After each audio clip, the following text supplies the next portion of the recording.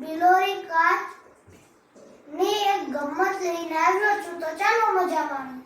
પ્રયોગ માટેના જરૂરી સાધનો: બિલોરી કાચ અને કાગળ.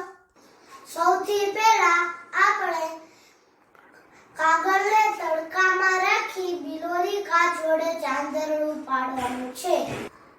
આ ચાંદરડું શક્ય એટલું નાનું રાખવાનું, જેથી ઝડપથી કાગળ સળગી શકે.